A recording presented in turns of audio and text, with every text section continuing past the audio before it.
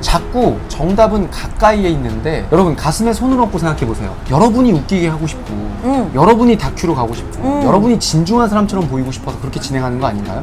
여러분 안녕하세요. 소위 프로파일러 쇼호스트 김민성입니다. 저번 제 채널에 우리 그 쇼호스트 서린님을 초대했었는데 많은 분들이 재출연을 요청하시더라고요. 그래서 오늘의 특별 손님 설프로님 모시겠습니다. 인사 한번. 안녕하세요. 설입니다. 대부분 공채를 겪으신 분들도 혹은 공채를 겪지 않으신 분들도 혼자 프리랜서 쇼호스트로 활동을 하시면서 궁금증이 많으실 것 같아요. 근데 제가 그분들을 한 분 한 분 다 찾아가서 도와드릴 수 없다 보니까 여러분을 대표하는 설프로님을 어렵게 모셨습니다. 이제 리스트를 좀 뽑아봤는데요. 네. 일단 처음에 쇼호스트를 딱 들어가면 우리가 1시간 동안 말을 해야 되니까 이때 이 구성을 어떻게 하면 좋을지, 그리고 뭐 설득을 많이 하라고 이야기는 듣는데 설득은 어느 정도나 들어가야 되는지, 그리고 또 모바일 쇼호스트 같은 경우에 예능감이 필수잖아요. 네. 그러면 예능의 비율, 뭐 설득의 비율, 뭐 그런 거를 어떻게 맞춰야 되는지가 너무 궁금해요. 저도 언제나 고민이었던 부분 중에 하나인 것 같아요.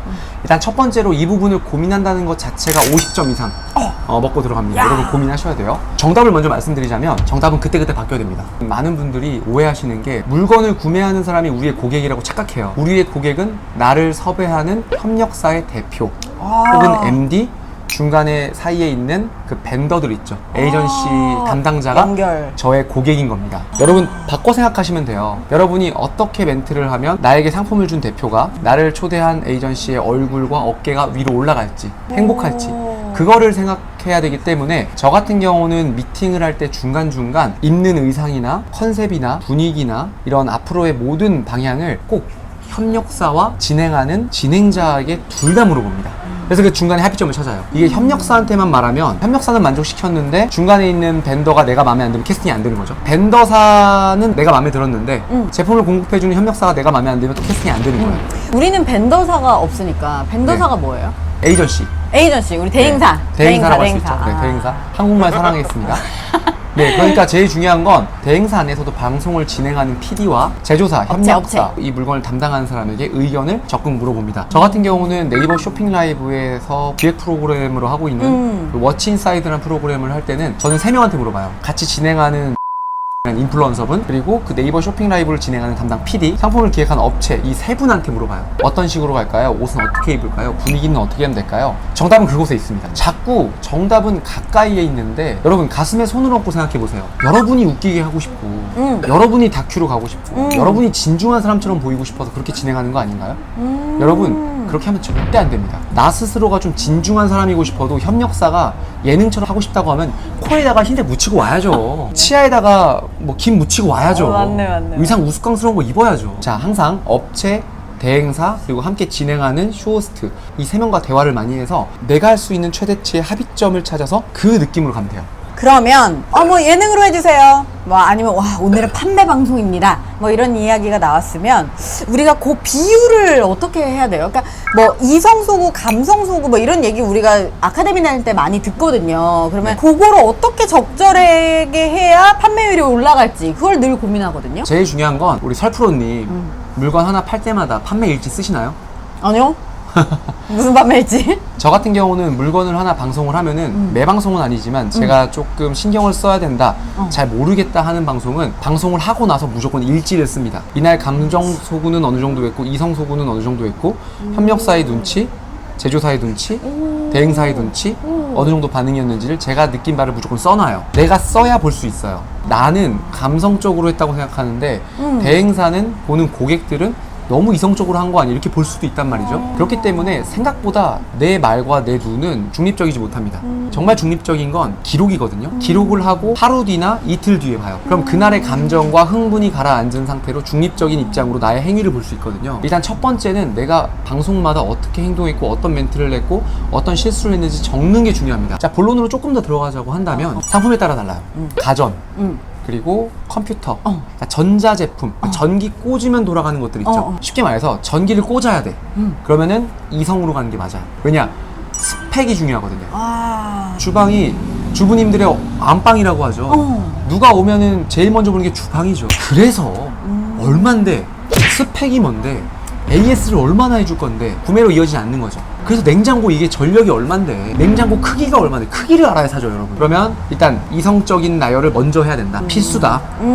그리고 전기를 꽂지 않는다. 그럼 대부분 감성으로 가는 게 맞는 확률이 높습니다. 일단 이건 되게 쉽게 말씀드린 거예요. 아닐 수도 있어요 여러분. 옷 이거 뭐 스펙 말해볼까요? 면 100%에 그리고 드라이클리닝 맡겨야 되고 다림질 해야 되고 살 거예요? 전혀. 15,000원짜리 스파 브랜드랑 다를 게 뭐예요 그렇게 말하면. 이 옷이 제가 알기로는 18에서 30만원 사이를 하는데 스펙 나열해서 팔리겠어요? 솔직히? 강남구 어디에 있는 의류함에 있는 옷이랑 스펙은 똑같아요. 감성을 넣어야 된다는 거예요.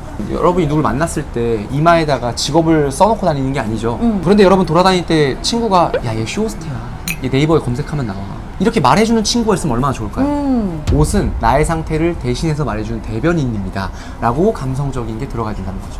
코드를 꽂는다. 이성적인 걸 많이 하라가 아니에요. 먼저 생각하시고요. 코드를 꼽지 않는다.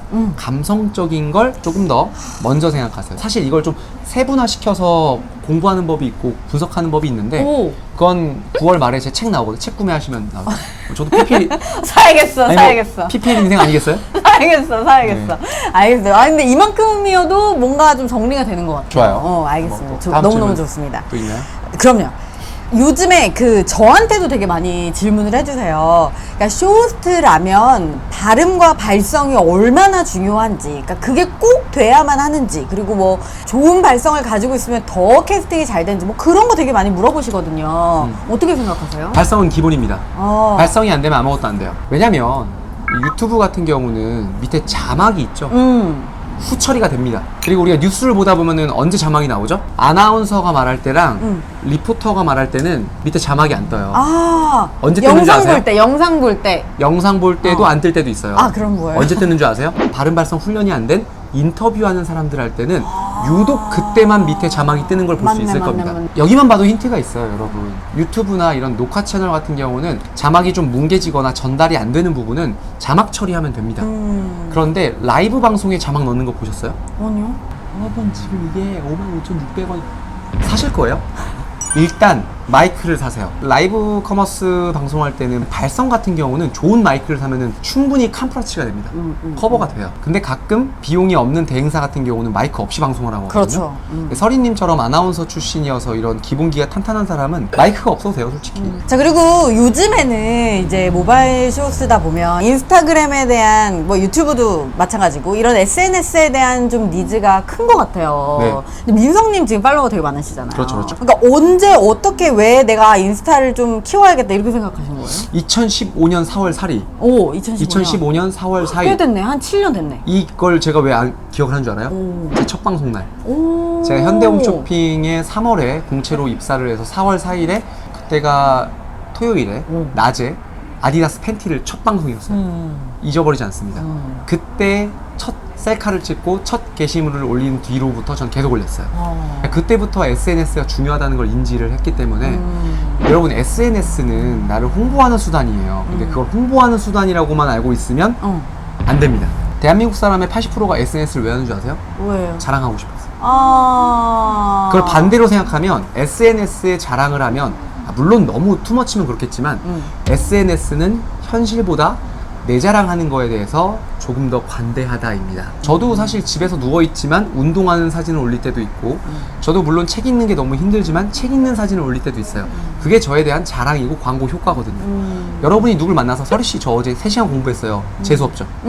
근데 그냥 서리씨가 저를 만나러 왔는데 어제 제 유튜브나 인스타 보니까 3시간 동안 책 읽었다는 내용이 있어요. 그럼 그냥 마음속으로 존경이 되잖아요. 그런 효과예요. 여러분이 여러분 입으로 나 탑쇼호스트입니다, 나 잘 나갑니다, 너무 비호감 아니에요? 말할 필요가 없네. 근데 그거를 SNS에다가, 그러니까 SNS는 나라고 생각하지 마시고요. 사람이라고 생각하세요. 회사도 법인이라고 해서 법인을 사람처럼 만들잖아요. 저는 제 SNS 계정이 제 분신이라고 생각 안 하고 제 직원이라고 생각해요. 그 친구가 저를 대신해서 자고 있는 순간에도 밥을 먹는 순간에도 저의 전단지를 뿌리는 거죠. 민성님은 이렇게 열심히 하는 사람입니다. 물론 거기에는 과장된 것도 있어요. 그렇지. 나만 과장하나? 근데 그게 그 과장이 거짓말만 아니면 된다. 남에게 피해만 안 주면 된다. 제가 SNS에 3시간 독서를 했다, 오늘 했다고 올리진 않았어요. 내 인생에 언젠가 3시간 하면 되는 거잖아요. 그렇지. 결국에는 SNS는 필수다. 필수다. 그리고 좀 자랑질을 해도 괜찮다. 저는 요즘에 좀 신경 쓰고 있는 거, 쇼호스트로서 네. 당장 돈이 되지 않아도 꼭 해야 되는 게 있다면 뭘까요? 내가 좋아하는 일입니다. 저 같은 경우는 페이를 측정할 때 정확해요. 내가 되게 하기 싫어도 잘 나갈 것 같고 매출 잘 나올 것 같은 거는 하기 싫어도 합니다. 그러니까 물론 하기 싫다라는 걸 그 누구에게도 티내지 않죠. 근데 페이가 아무리 적고 페이가 아무리 소박하더라도 내가 꿈꿔왔던 거, 내가 평소에 좋아하는 거, 내가 평소에 좋아하는 사람과 진행하는 거는 합니다. 지금 당장 돈이 안 돼도 좋아하는 걸 하다 보면 얘가 또 어떻게 선순환이 돼서 나한테 도움이 될 수 있는 경우도 많겠네요. 돈을 쫓지 말아라. 돈을 쫓으면 불행하다. 저는 그렇게 말하는 사람 되게 재수없었거든요. 나도. 돈이지. 근데 이제 와서 느끼는 게 뭐냐면 그 의미가 돈을 많이 벌려고 욕심부리지 말아라가 아니고 내가 하고 싶은 거를 많이 해라 라는 뜻인 것 같아요. 내가 열심히 하면 돈을 따라온다라는 말이 뭐냐면 선비처럼 살아라가 아니고 돈은 벌어야죠. 페이 많이 주는데 내가 싫어하는 브랜드 해야죠. 당연히 해야죠. 근데 그 안에 그 삶 안에 가장 나일 수 있고 내가 행복하고 그런 제품도 일도 많이 해라 라는 이야기를 드리고 싶습니다. 자, 오늘 소위 프로파일러 쇼호스트 김민성의 라이브 커머스판 골목식당 우리 1기생이신데 두 번째 출연하고 반응이 너무 좋아서 또 이렇게 출연을 하게 됐습니다. 다음에도 더 좋은 내용으로 인사드리도록 하겠습니다. 여러분 안녕.